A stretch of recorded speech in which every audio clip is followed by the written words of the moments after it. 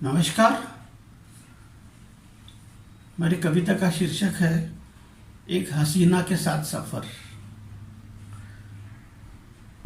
और इसका बैकग्राउंड बताता हूँ। यह काल्पनिक है। एक शादीशुदा आदमी अपनी पत्नी को लेने जाता है ससुराल। उस सफ़र में उसको एक हसीना मिलती है, वो पड़ोस में बैठती है। उसके बाद में क्या क्या होता है उसके बारे में यह कविता है। तो हम कविता शुरू करते हैं। शादी के बाद अकेले सफ़र का मौका नहीं मिलता।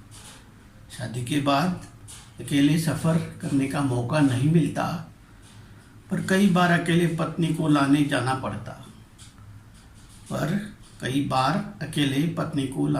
पड़ता। मेरे पड़ोस में बस में एक सीट खाली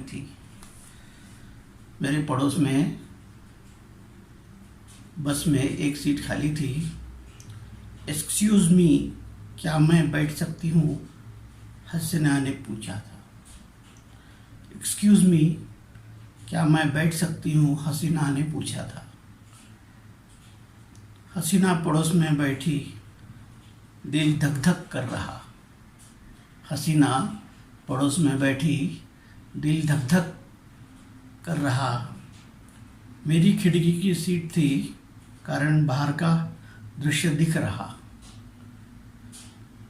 मेरी खिड़की के सीट थी, कारण बाहर का दृश्य दिख रहा। उससे बात करने हेतु मैंने था पूछा। मैंने पूछा, क्या करती हो? उसे नहीं लगा अच्छा। क्या करती हो? उसे लगा नहीं अच्छा। कहने लगी बैठी हूँ, क्या नहीं दिखता? तेवर देख लगा दूल्हा देखने जा रही अलबत्ता।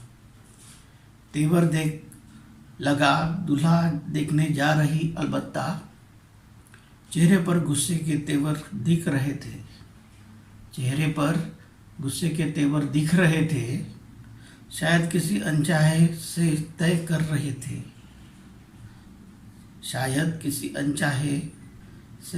शादी तय कर रहे थे।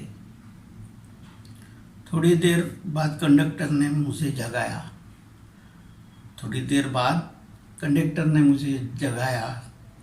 2 टिकट कहाँ जाना? उसने पूछ लिया। मैंने कहा एक ही टिकट दो। कहने लगा पड़ोस में बैठे हो इसलिए पूछा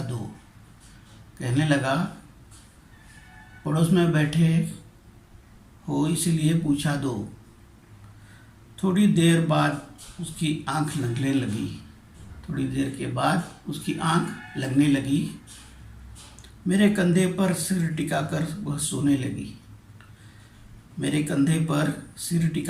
वह सोने लगी। मुझे तो नींद आने से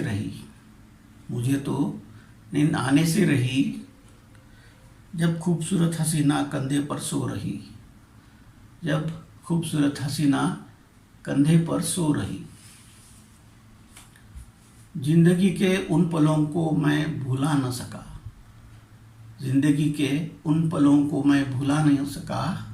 शायद उसे न आया होगा मजा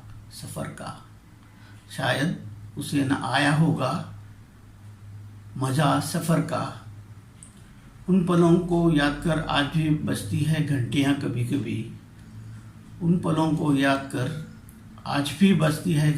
कभी कभी। खूबसूरत हसीना के साथ गुजारे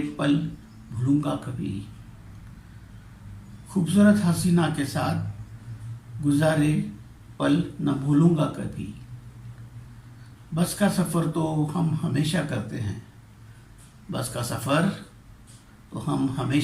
हैं, पर अनजानी हसीना के साथ कभी नहीं करते। कभी कभी जिंदगी में आते ऐसे मौके, उन पलों को की याद होने वाली मन में उलझन को कैसे रोके। उन पलों की याद से होने वाली मन में उलझन को कैसे रोके। उम्मीद है आपको ये कविता पसंद आई होगी। धन्यवाद, नमस्ते।